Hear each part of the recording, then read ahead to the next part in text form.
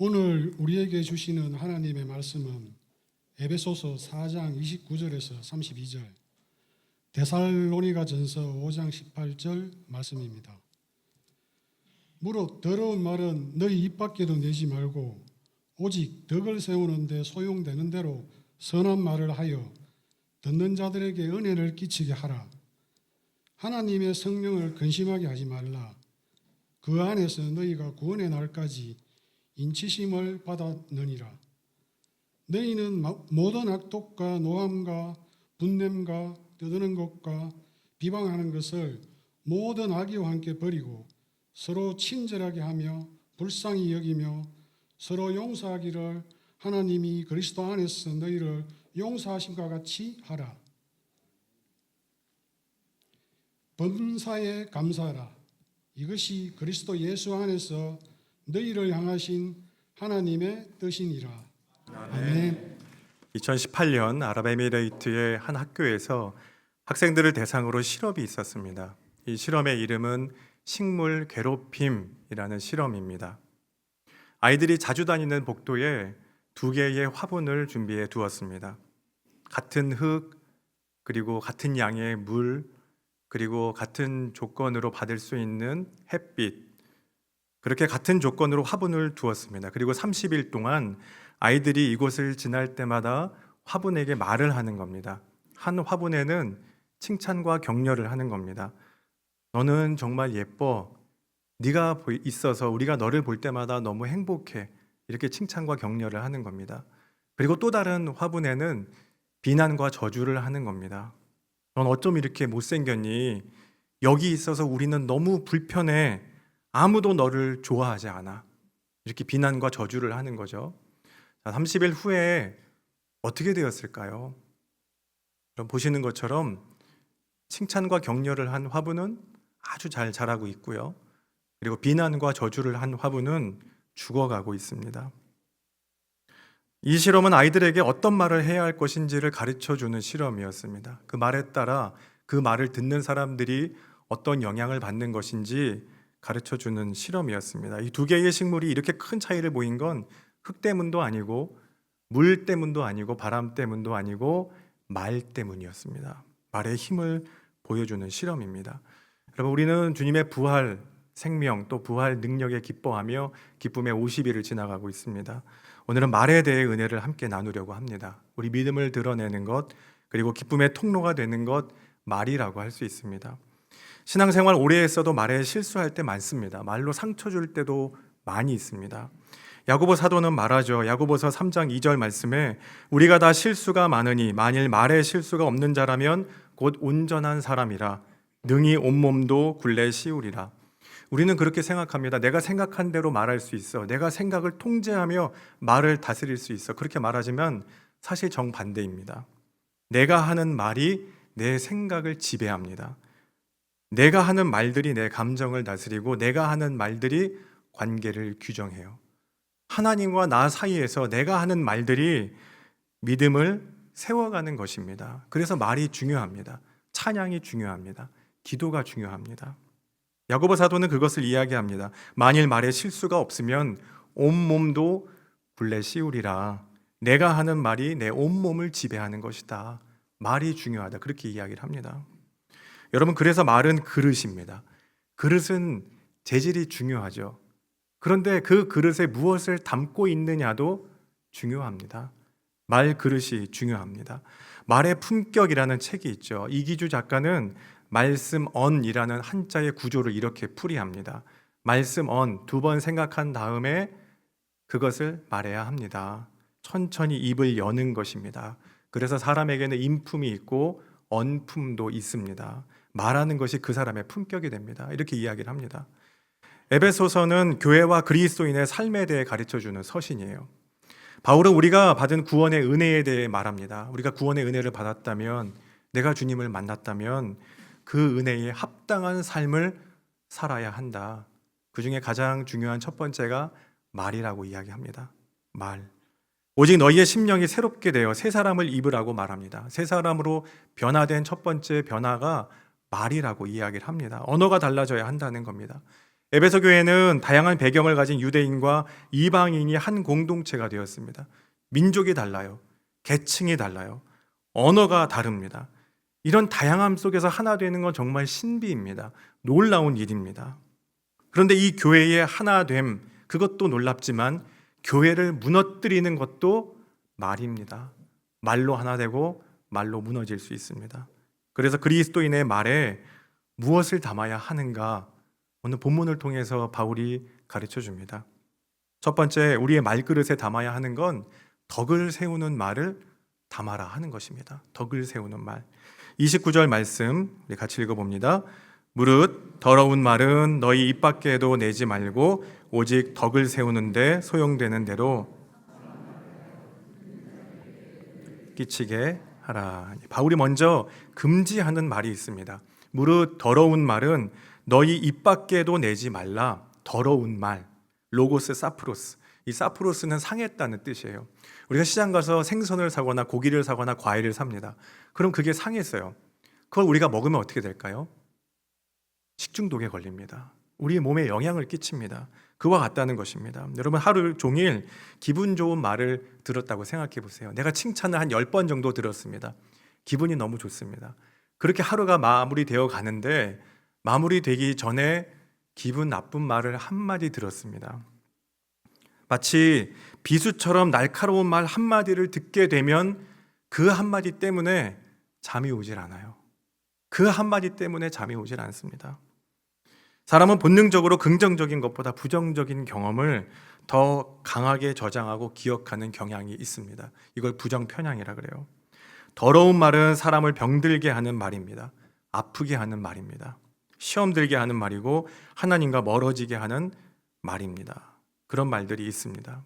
그래서 바울은 무릇 더러운 말을 조심해서 해라 이렇게 가르쳐 주는 게 아니라 무릇 더러운 말은 입 밖에도 내지 말래요. 입 밖에도 내지 말라. 경북 예천에 가면 말무덤이 있습니다. 언총이 있습니다. 500년 전쯤 만들어졌대요. 그렇게 추정을 합니다. 거기 비석으로 말무덤, 언총 이렇게 써놨습니다. 여기 마을에는 여러 성씨의 사람들이 모여서 살고 있었습니다. 그런데 문중끼리 싸움이 그칠 날이 없는 겁니다. 계속 싸워요. 서로 잘났다고 싸웁니다. 사소한 말 한마디가 늘 갈등과 불화로 번졌습니다. 시끄러운 마을이 되었습니다. 그러던 지나가는 어떤 나그네가 이들의 싸움을 그쳐야 되겠다 그런 생각을 하게 됩니다. 그리고 방법을 알려줍니다. 마을 사람들이 자기들이 했던 모든 말들을 분노를 갈등을 다 적어서 가져오라고 시킵니다. 사람들이 저마다 자기의 말들을 다 적었습니다. 그리고 가지고 갑니다. 그걸 하얀 사발에 담아서 구덩이를 파고 땅속에 묻었어요. 그리고 절대 그 말들이 새어나오지 않도록 흙과 돌로 그 위를 막습니다. 이게 말무덤입니다. 언총. 그리고 마을이 조용해졌대요.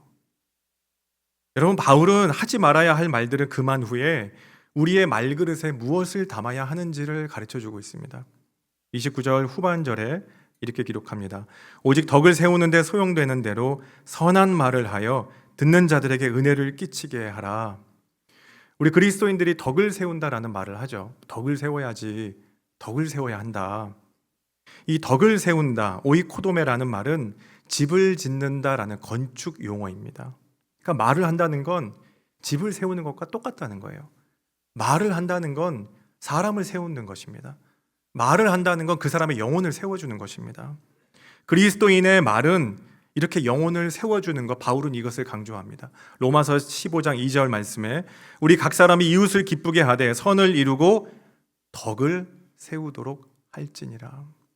데살로니가전서 5장 11절에도 그러므로 피차 권면하고 서로 덕을 세우기를 너희가 하는 것 같이 하라. 바울에게 있어 말은 그냥 소통의 수단이 아니었습니다. 정보 교환이 아니었어요. 내가 예전에는 율법에 강한 사람이었는데, 율법으로 완벽한 사람이었는데, 그래서 율법이 기준이었습니다. 사람을 죽일 수도 있고 살릴 수도 있습니다. 율법에 맞으면 살고 율법에 맞지 않으면 죽이는 것이었습니다. 하지만 십자가에서 죽으시고 부활하신 예수님을 만나면서 말이 바뀌는 겁니다. 바울의 말그릇에 담겨 있는 건 십자가 사랑, 십자가 은혜, 절망이 아니라 소망, 그의 말그릇에는 그것이 담겨져 있는 것입니다. 은혜를 담은 말그릇이기 때문에 바울은 사람을 세우는, 그리고 영혼을 살리는 그런 사람이 될 수 있었습니다. 에베소 교회는 유대인과 이방인 다양한 사람들의 모임이었습니다. 그러면서 매주 교회가 돼야 되는데 다 뿔뿔이 흩어져요. 공짜로 교회였습니다. 어떻게 이들을 하나가 되게 할 수 있을까? 덕을 세워주는 말, 서로를 세워주는 말, 영혼을 살리는 말, 그들로 서로를 세워주는 말로 은혜를 끼치게 하라. 그 사람이 여러분 칭찬받을 만해서 칭찬해 주는 게 아니에요. 그 사람이 자격이 있어서 좋은 말 해주는 게 아닙니다. 은혜는 받을 자격이 없는 사람에게 베풀어 주시는 하나님의 호의입니다. 그 은혜를 우리 모두가 받았어요. 나는 자격이 없는데 하나님이 십자가 사랑으로 우리를 구원하신 줄 믿습니다. 그게 바로 은혜예요. 그가 실수했어도, 그가 실패했어도, 그가 부족해도 주 안에서 그를 세워주는 것, 이게 바로 덕을 세워주는 말입니다. 그 사람을 세우고 그렇게 공동체를 세우는 기둥이 된다는 것, 이게 바로 덕을 세우는 말입니다. 그런 덕을 세우는 말을 하는 저와 여러분 될 수 있기를 축복합니다. 두 번째는 성령께서 다스리시는 말이에요. 30절 말씀에 이렇게 기록합니다. 하나님의 성령을 근심하게 하지 말라. 그 안에서 너희가 구원의 날까지 인치심을 받았느니라. 31절은 공동번역인데요. 함께 읽습니다. 모든 독설과 격정과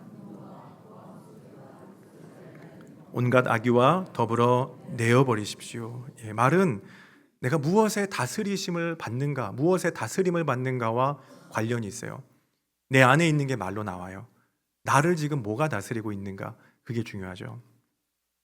아카데미 작품상을 받은 킹스 스피치라는 영화가 있습니다. 이 영화는 실화를 바탕으로 했어요. 그리고 말과 관련된 영화입니다. 1925년 영국 왕실의 조지 6세는 이제 왕위를 이어받아야 합니다. 그런데 어려서부터 컴플렉스가 있습니다. 사람들 앞에만 서면 말을 잘 못해요. 말을 더듬어요. 긴장이 됩니다.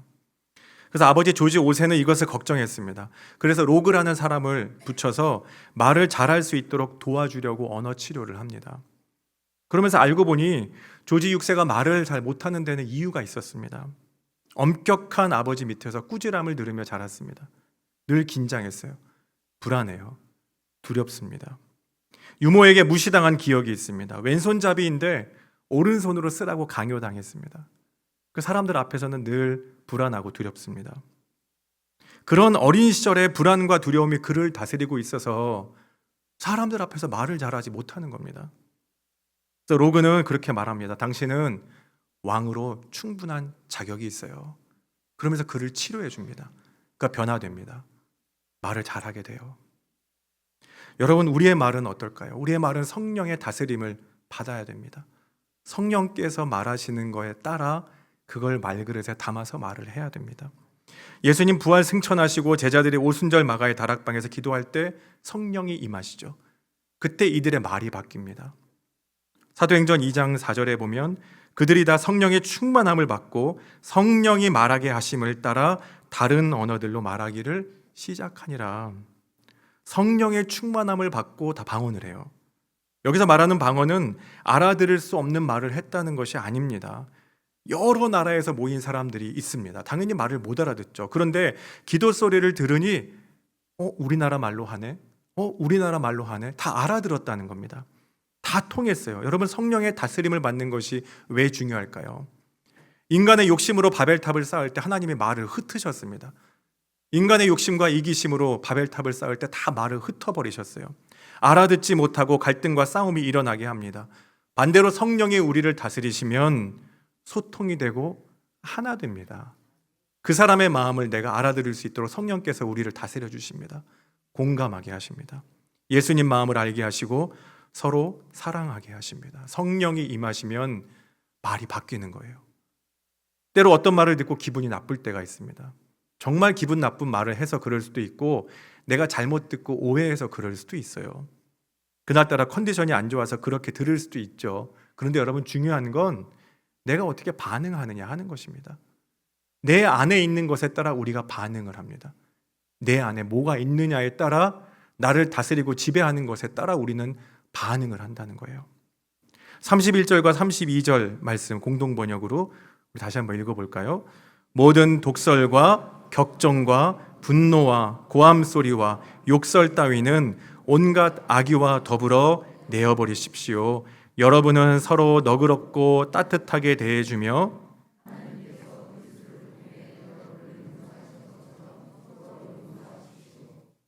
여러분, 우리가 기분 나쁜 말을 듣고 똑같이 할 수 있어요. 눈에는 눈, 이에는 이, 똑같이 할 수 있습니다.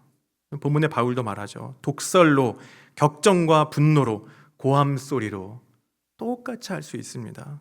눈에는 눈, 이에는 이. 그런데 바울은 그런 악의를 내어버리고,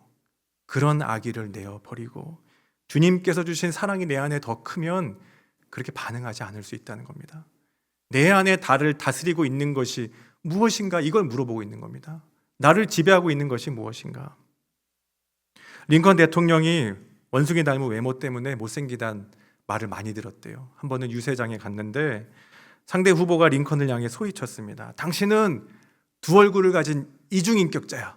이렇게 소리를 칩니다. 기분이 나쁘죠. 그런 말을 듣고 좋을 사람이 누가 있겠습니까? 그런데 링컨이 그렇게 말했다 그러죠. 내가 정말 두 얼굴을 가지고 있다면 하필 오늘 이 얼굴을 가지고 왔겠습니까? 그렇게 말했다는 거예요. 싸늘했던 유세장이 다 웃음바다가 되었습니다. 소프트뱅크 손정희 회장 SNS에 누가 이런 글을 남겼다 그래요. 회장님, 머리카락이 계속 뒤로 후퇴하고 있네요. 이게 무슨 말이에요? 앞머리가 계속 빠지고 있다는 얘기죠. 솔직히 기분 나쁜 얘기일 수 있습니다. 그런 얘기를 했대요. 그런데 그때 손정희 회장은 그분의 글에 이런 댓글을 남겼습니다. 아닙니다. 머리카락이 후퇴하는 게 아니라 내가 전진하고 있습니다. 이렇게 댓글을 했다 그래요. 여러분, 최근 조사에 따르면 우리나라 성인과 청소년 3명 중에 1명이 사이버 폭력을 경험하고 있다고 합니다. 그중에 언어 폭력이 75%예요. 보이지 않는다고 우리는 익명성의 가면을 쓰고 여과 없이 막말을 던질 때가 있습니다. 인격을 파괴하고 생명을 빼앗습니다. 잘못된 말은 성령을 근심하게 합니다. 야고보서 3장 8절에 야고보 사도는 이렇게 말하죠. 혀는 능히 길들일 사람이 없나니 쉬지 아니하는 악이요 죽이는 독이 가득한 것이라. 그래서 내 말그릇에 무엇을 담느냐가 중요합니다. 우리는 멀리 있는 사람보다 때로 가까운 사람에게 상처 줄 때가 너무나 많이 있습니다. 내 말에 무엇을 담을 것인가? 성령께서 다스리시는 말을 담아서 전해줘야 됩니다. 교회 장로님이시죠. 김재원 아나운서가 쓴 시집이 있더라고요. 그 시집에 말그릇이라는 시가 있습니다. 거기서 이렇게 이야기합니다. 말에 불안을 담으면 상대방은 두려움을 느낍니다. 말에 모호함을 담으면 상대방은 의심하기 시작합니다. 말에 걱정을 담으면 상대방은 기도하기 시작합니다. 말에 재미를 담으면 상대방은 벽을 허뭅니다. 말에 친절을 담으면 상대방은 마음에 남겨둡니다. 말에 배려를 담으면 상대방은 보답하려고 합니다. 말에 시선을 담으면 상대방은 당신을 바라봅니다. 여러분, 여러분의 말그릇에는 뭐가 담겨져 있습니까? 우리는 성령님께 받은 말, 사랑의 말, 또 은혜의 말, 그리고 성령의 언어를 담아 내가 사랑하는 사람에게 전해줘야 할 줄 믿습니다. 세 번째로 감사하는 말입니다. 데살로니가전서 5장 18절 우리 함께 읽습니다.